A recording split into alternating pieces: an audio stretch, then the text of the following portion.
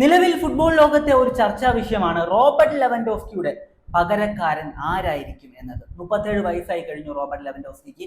അദ്ദേഹം വരുന്ന summer transfer വിൻഡോയിൽ ബാഴ്സലോണ വിട്ടു പോകാനുള്ള എല്ലാ സാധ്യതകളും കാണുന്നുണ്ട്. അപ്പോൾ ആ ഒരു സാഹചര്യത്തിൽ റോബർട്ട് ലെവൻഡോസ്കി ബാഴ്സ വിട്ടു പോകുകയാണെങ്കിൽ ബാഴ്സലോണയെ സംബന്ധിച്ച് അവർക്കൊരു പുതിയ സ്ട്രൈക്കറിൻ്റെ ആവശ്യമുണ്ട്. അപ്പോൾ നമ്മൾ ഇതിനെക്കുറിച്ച് ഇതിനു മുമ്പ് 2 വീഡിയോസ് ചെയ്തിരുന്നതാണ്. അപ്പോൾ നമ്മൾ കഴിഞ്ഞ വീഡിയോയിൽ പറഞ്ഞിരുന്നു, റോബർട്ട് ലെവൻഡോസ്കി ബാഴ്സ വിട്ട് പോകുന്ന സാഹചര്യത്തിൽ അല്ലെങ്കിൽ റോബർട്ട് ലെവൻഡോസ്കി പകരമായിട്ട് ബാഴ്സ സൈൻ ചെയ്യാൻ ആഗ്രഹിക്കുന്ന താരം, ബാഴ്സലോണയുടെ പ്രസിഡന്റ് ആയിട്ടുള്ള ജുവാൻ ലാപ്പോർട്ടയ്ക്ക് ഇഷ്ടമുള്ള താരം എന്ന് പറയുന്നത് അത് ഇപ്പോൾ അത്ലറ്റിക്കോ മാഡ്രിഡിന് വേണ്ടി കളിക്കുന്ന അർജന്റീനിയൻ താരമായിട്ടുള്ള ജൂലിയൻ ആൽവാരസ് ആണ്. അതേസമയം ബാഴ്സലോണയുടെ സ്പോർട്ടിംഗ് ഡയറക്ടറായിട്ടുള്ള ഡെക്കോയ്ക്ക് ടീമിലെത്തിക്കാൻ ആഗ്രഹിക്കുന്ന താരം എന്ന് പറയുന്നത് ഡൂഷൻ വ്ലഹോവിക് എന്ന താരമാണ്, നിലവിൽ ജുവന്റസിന് വേണ്ടി കളിക്കുന്ന സെർബിയൻ സ്ട്രൈക്കർ. അപ്പോൾ ഇതിനുള്ള കാരണം എന്താണെന്ന് ഞാൻ ആ ഒരു വീഡിയോയിൽ തന്നെ പറഞ്ഞിരുന്നതാണ്. ഡൂഷൻ വ്ലഹോവിക്കിനെ സംബന്ധിച്ച് അദ്ദേഹം വരുന്ന സമ്മർ ട്രാൻസ്ഫർ വിൻഡോയിൽ ഫ്രീ ഏജന്റ് ആവുകയാണ്.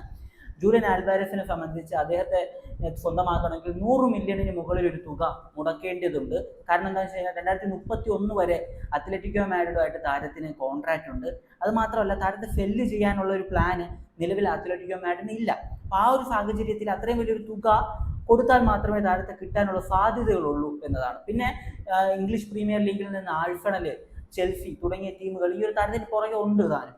അപ്പോൾ കോമ്പറ്റീഷനും ഉണ്ട്, അതുപോലെ പൈസയും മുടക്കണം. ബാഴ്സയുടെ ഫിനാൻഷ്യൽ സിറ്റുവേഷൻ വെച്ചിട്ട് കുറച്ച് ഡിഫിക്കൽട്ടാണ്. അപ്പോൾ അതുകൊണ്ട് തന്നെയാണ് ഡെക്കോ അദ്ദേഹത്തിൻ്റെ ആ ഒരു പ്രിഫറൻസ് ആയിട്ട് ഈ ഒരു ദൂഷൻ വ്ലഹോവിക്കിനെ വെച്ചിരുന്നത്.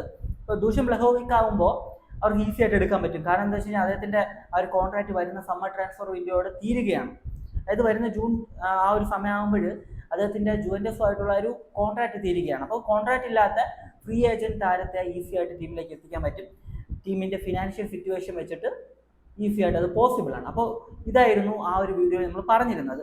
അപ്പോൾ ദൂഷ്യൻ വ്ലഹോവിക്കിൻ്റെ ഭാഗത്ത് നിന്ന് ഇപ്പോൾ തിരിച്ചൊരു പ്രതികരണം വന്നിരിക്കുകയാണ്. എന്താണെന്ന് വെച്ച് കഴിഞ്ഞാൽ അദ്ദേഹത്തിൻ്റെ ആ ഒരു അദ്ദേഹത്തിന് ഫ്രീ ഏജന്റ് ആകാൻ പോവുകയാണല്ലോ. അദ്ദേഹത്തിൻ്റെ ഏജന്റ് അടുത്ത് പറഞ്ഞിരിക്കുകയാണ്, നോക്കുവാണെങ്കിൽ പുതിയൊരു ക്ലബ്ബ് നോക്കുവാണെങ്കിൽ ആദ്യം ബാഴ്സയെ തിരഞ്ഞെടുക്കുക, ബാഴ്സയായിട്ട് ചർച്ചകൾ നടത്തുക എന്ന്. കാരണം എന്താണെന്ന് വെച്ച് കഴിഞ്ഞാൽ അദ്ദേഹത്തിന് ബാഴ്സയിൽ പോകാൻ താല്പര്യമുണ്ട്, അത്ര തന്നെ.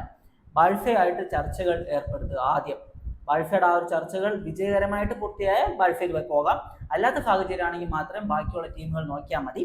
ജുവന്റസിൽ താരം നിലനിർത്താനുള്ള ജുവന്റസ് താരത്തെ നിലനിർത്താനുള്ള സാധ്യത അതിപ്പോൾ ഡേ ബൈ ഡേ കുറഞ്ഞുകൊണ്ടേയിരിക്കുകയാണ്.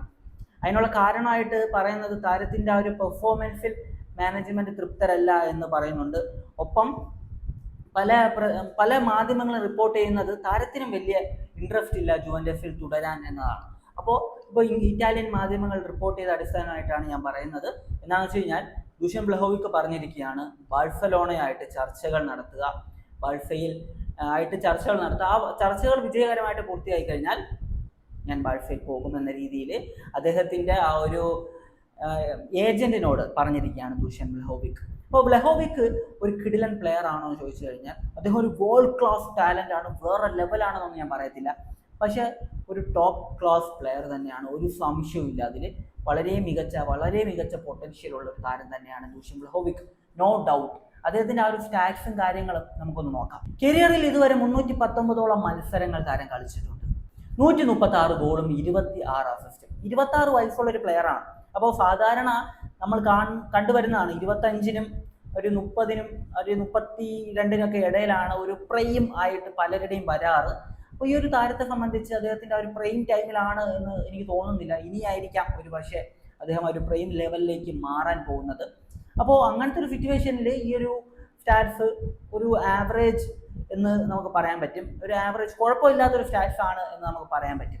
2022 ജുവന്റസിലേക്ക് ദൂഷൻ വ്ലഹോവിക് എത്തിയിരുന്നത്. 162 മത്സരങ്ങളാണ് ജുവന്റസിന് വേണ്ടി താരം കളിച്ചത്.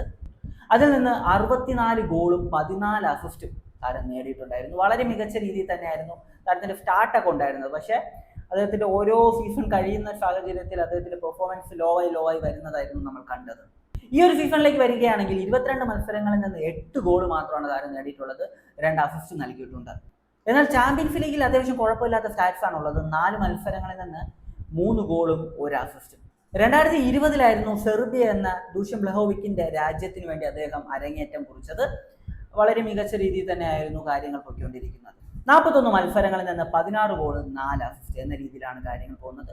അറിയാലോ, സെർബിയ എന്ന് പറയുന്നത് യൂറോപ്പിലെ ഒരു വലിയ ടീമൊന്നുമല്ല, ഒരു ആവറേജ് ടീമാണ്. അപ്പോൾ ആ ടീമിനെ സംബന്ധിച്ച് ഈ ഒരു സ്റ്റാറ്റ്സ് കുഴപ്പമില്ലാത്തൊരു സ്റ്റാറ്റ്സ് ആണെന്ന് ഞാൻ പറയത്തുള്ളൂ. കാരണം പ്ലെയറിന് 26 വയസ്സേ ആയിട്ടുള്ളൂ. ഒരു 30 വയസ്സുള്ള പ്ലെയറിന്റെ സ്റ്റാറ്റ്സ് ആണ് ഇതെങ്കിലും മോശം സ്റ്റാറ്റ്സ് എന്ന് പറയേണ്ടി വരും. പക്ഷേ 26 വയസ്സേ ആയിട്ടുള്ളൂ. അതുകൊണ്ട് തന്നെ ഇനിയായിരിക്കും അദ്ദേഹത്തിന്റെ ഒരു പ്രൈം കാലഘട്ടം വരിക. പല സ്ട്രൈക്കേഴ്സിനെ നമ്മൾ കണ്ടിട്ടുള്ളതാണ്. സാധാരണ മെസ്സി, റൊണാൾഡോ ഇവർ വന്നതിന് ശേഷമാണ് ഈ രീതിയിലേക്ക് കാര്യങ്ങൾ മാറിയിട്ടുള്ളത്. കാരണം ഒരു പ്ലെയറിനെ സംബന്ധിച്ച് അദ്ദേഹത്തിന്റെ പ്രൈം ടൈം എന്ന് പറയുന്നത് ഒരു 5 to 10 വർഷം, അങ്ങനത്തെ രീതിയിലേക്ക് കാര്യങ്ങൾ മാറിയിട്ടുള്ളൂ. നോർമലി നോക്കുന്ന സമയത്ത് 2 or 3 ചില പ്ലേയേഴ്സിന് 1 വർഷമൊക്കെ കാണത്തുള്ളൂ ഈ ഒരു പ്രൈം കാലഘട്ടം എന്ന് പറയുന്ന രീതിയിലേക്ക്. അപ്പോൾ അങ്ങനെ നോക്കുന്ന സമയത്ത് ദുഷൻ വ്ളഹോവിക് ഇനിയായിരിക്കും അദ്ദേഹത്തിന്റെ ആ ഒരു സൂപ്പർ പൊട്ടൻഷ്യലിലേക്ക് എത്താൻ പോകുന്നത് എന്നാണ് എനിക്ക് തോന്നുന്നത്.